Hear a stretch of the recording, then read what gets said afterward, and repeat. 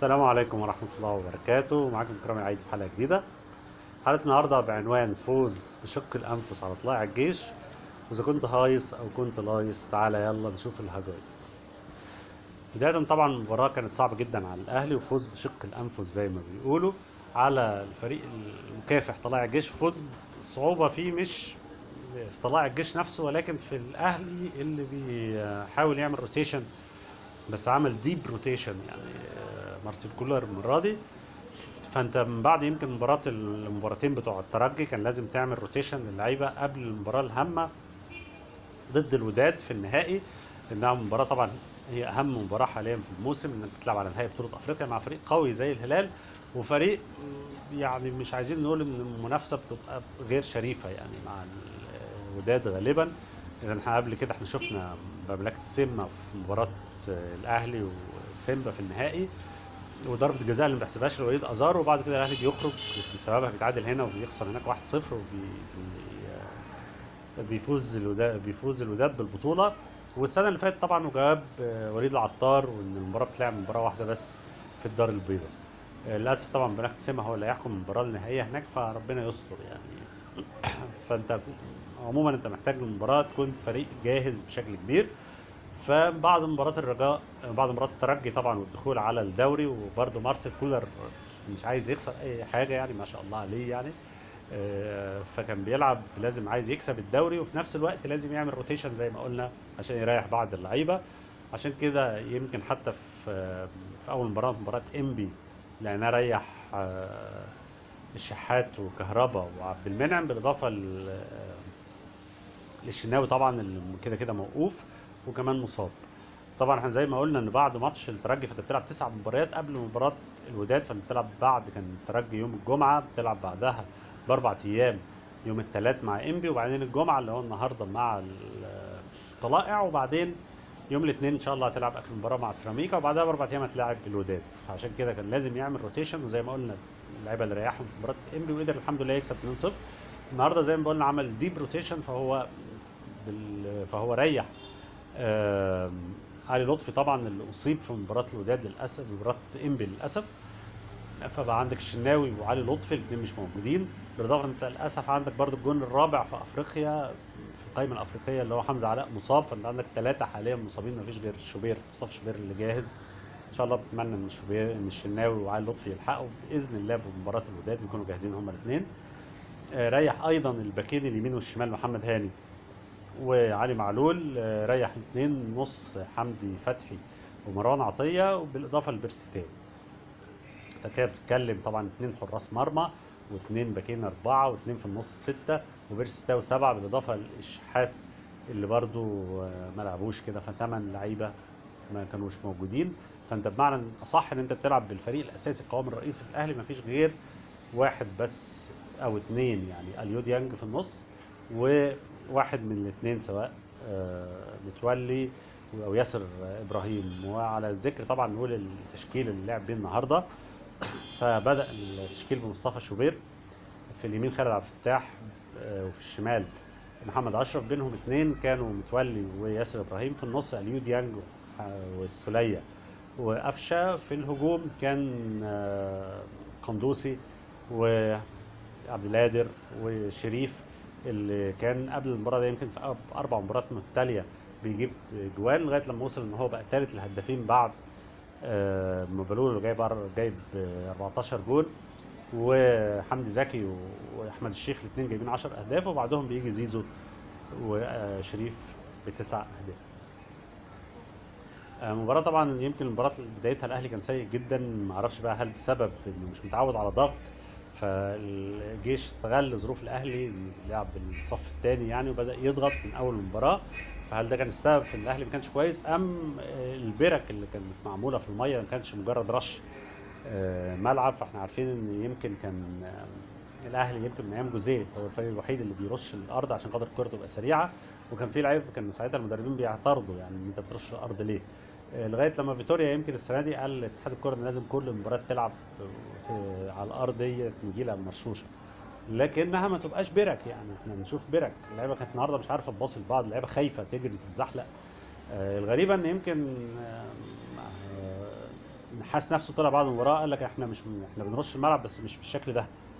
والاهلي عمرنا احنا بنشوف الاهلي في الموسم طول الموسم ما بيلعبش بالشكل ده، يعني الارض ما بتبقاش عامله كده، سواء استاد القاهره او استاد الاهلي والسلام. عمر ما كان الاهلي بيلعب في برك كده، اللعيبه كانت خايفه ومش عارفه تنقل، ويمكن اقل مباريات في الباسز النهارده يعني. الشوط الاولاني خلص يمكن الاداء ما كانش كويس يعني مع الاهلي. الشوط الثاني الاهلي يمكن بدا بشكل افضل، بدا يمكن حتى من السنتره، الجيش بيسندر، بيحصل ضغط على كاماتشو، شريف بياخد الكوره فكاماتشو بيعدي بيعمل فاول، الفاول ده الكوره بترجع لشعبان، محمود شعبان الحارس بيلعبها في النص وياخدها السوليه القفشه اللي بيلف ويركنها في الجون، فبيحرز الهدف الاول في اول دقيقه. مع احداث المباراه بدا الاهلي يتسيد المباراه، بدا الاهلي يمسك الكوره وبدا الاهلي يلعب بشكل افضل الى يمكن اخر المباراه. في اخر دقيقه يمكن في المباراه كان محمد طاهر دخل ولعب الكوره ورا القفشه اللي ركنها في الجون، لكن الجون صدها، اتردت تقريبا السولية على ما اتذكر، حطها جت في العارضه، اتردت في ايد كاماتشو، من ايد كاماتشو لايد محمد سمير، اتردت لسافيو، شاطها اتصدت وطلعت بره. الفار طبعا استدعى البنا لان كانت ضربه جزاء، لان يمكن كاماتشو كان ساند على الارض بايده، لكن محمد سمير كانت ايده مرتفعه ومنع هدف، فكان طبيعي تحسب ضربه جزاء وطرد. السولية دخل حط الهدف الثاني طبعا، والمباراه خلصت 2-0. يمكن أسوأ ما في المباراة كان الالتحام غير المبرر من إسلام محارب الأهلي، اللي شاط شوبير في وشه. الكرة كانت طويلة، شوبير طلع ياخدها بهده، فهو لعيبها المفروض انت الطبيعي تلعب بهدك يعني، لكن بسن رجلك في وش شوبير اعتقد الكرة كانت محتاجة طرد مش مجرد انذار زي ما عمل البنا، اللي برضه عمل لقطة غريبة جدا المفروض لازم كحكم دولي يتحاسب عليها، اللي هي اللقطة بتاعة الكورة اللي في الملعب. يعني الكورة كانت طلعت اوت، قندوسي راح يجيب الكورة وهدفها في الملعب، طبعا هنا كان المفروض يصفر مباشرة ويحسب فاول ويدي انذار للقندوسي. الهجمه كملت، الكره اتلعب بالعرض، الدفاع طلعها، راحت هجمه للاهلي، فلاعب الجيش راح لعبها بالعرض عشان يفسد هجمه الاهلي. في الوقت ده الغريبه بقى ان البنا رجع وراح مدي انذار للسوليه اللي ما اعرفش ليه، وبعدها راح مدي انذار لعبد القادر، وبعدها دور على لاعب علي، مش فاكر اسمه علي ايه، لاعب الوسط بتاع الجيش، راح مديله انذار عشان خاطر لعب الكوره، اللي بمناسبه برضه اللي بيدور. فانت اديت 3 انذارات بسبب الكوره دي يعني. على ذكر اللي بيدور، الطرد لما ادى لمحمد سمير قاعد يدور على محمد سمير في الملعب، ما اعرفش محمد سمير عايز يهرب من الملعب عشان ما ياخدش الطرد ولا ايه. عموما المباراه الاهلي خد اللي هو عايزه، هدفين عشان الفرق الاهلي يوصل ل 58 نقطه ويفرق 4 نقط عن اقرب منافسيه اللي هو بيراميدز ب 54 نقطه، والاهلي لعب 4 مباريات اقل من بيراميدز. ان شاء الله مع سيراميكا برضو الفرق يزيد ل 62 نقطه، عشان كده تبقى انت ضمنت الدوري بشكل كبير. المباراه القادمه اعتقد ان لعبه الاهلي كلها ارتاحت، اعتقد ان مفيش حد محتاج راحه الا ممكن اليو ديانج وياسر ابراهيم، لكن الفرقه كلها كده ارتاحت يعني بالمباراتين اللي فاتوا. ده عن الاهلي وعن المباراه. اما عن بقى الجزء الثاني من الفيديو، اذا كنت هايص او كنت لايص، تعالى يلا نشوف الهجايص. فالاسبوع ده كان فيه كميه هجايص كبيره جدا يعني، بدايه من نادي الزمالك المعزول بيعمل مؤتمر صحفي، معرفش بصفته مين، قعد في وسط الترابيزه في الصاله المغطاه بتاعه الزمالك في وسط مجلس اداره، معرفش برضه بصفته مين، وبيتكلم، وايا كان بقى قال له ما اعرفش، وقال لي ان انا ما شفتش المؤتمر الصحفي ولا بهتم يعني انا اتابع الحاجات دي. لسبب يعني مش تقليلا من حد، بس في مقوله انا مؤمن بيها، اللي هي اللي قالها سيدنا علي: اميت الباطل بالسكوت عنه. لكن اللي عرفته بعد كده انه المعزول قال ان هو قدم شكاوى للفيفا ضد الاهلي واتحاد الكوره ولجنه التظلمات والكهرباء. طبعا بعدها بساعات يمكن طلع العبقري عامر العمايره اللي قال طبعا ان مفيش حاجه، يعني انت اول شكوى للزمالك قالها اللي هي حكايه ان الاهلي عمل كوبري او بريدج بين قفش، يعني عمل كوبري عشان خاطر ينقل كهرباء للاهلي. فعامر العمايره طلع قال لك ان الزمالك فعلا قدم احتجاج وقدم شكوى للفيفا وللكاس، وفي شهر مارس اللي فات الفيفا والكاس برأوا الاهلي وقال لك ان مفيش اي شبهه البريدج او الكوبري، وعلى الزمالك قدامه شهر، خلال الشهر ده يستأنف بدفوع جديدة يعني.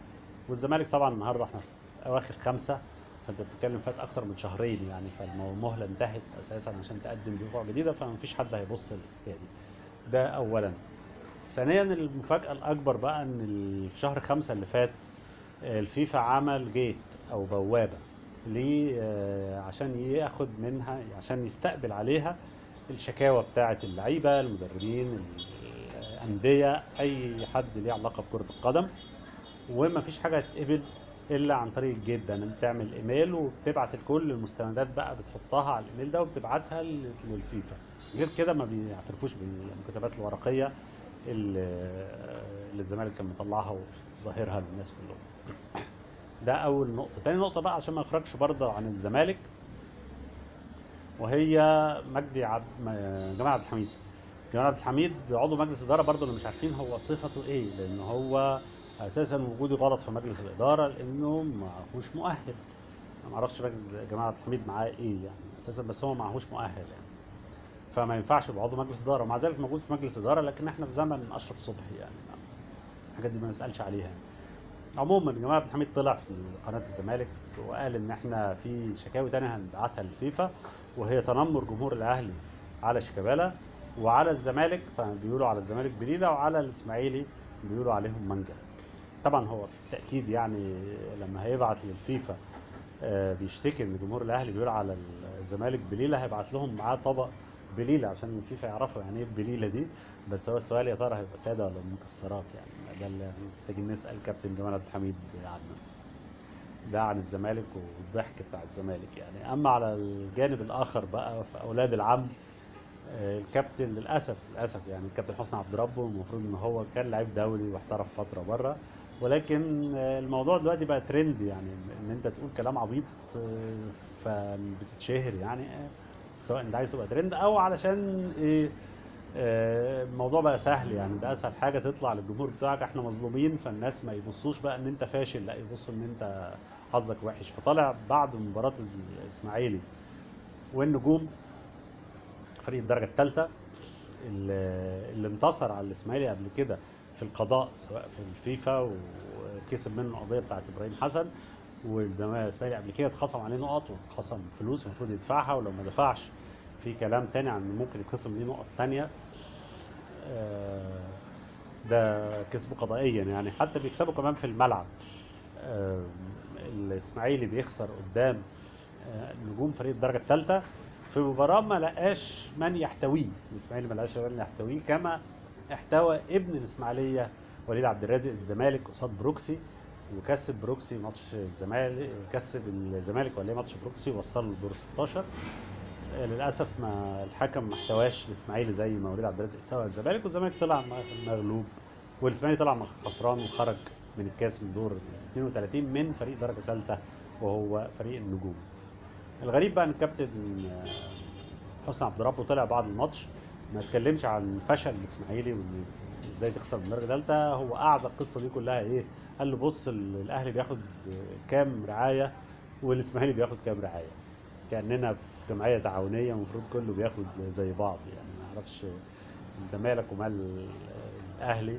طب ليه ما تبصش لفرقه زي فرقه الاتحاد اللي ما شاء الله النهارده يعني، لولا الاربع ماتشات اللي فاتت النتائج مهتزه شويه، كان زمانه بينافس على المركز الرابع. كان في وقت من الاوقات كان رابع. المصري اللي في نفس الظروف وبيعمل استاد حاليا وبرضه بينافس على المركز الرابع. المقاولين اللي ما عندوش مدخول اساسا لانه ما عندوش جمهور حتى، وحاليا بينافس على المركز الرابع.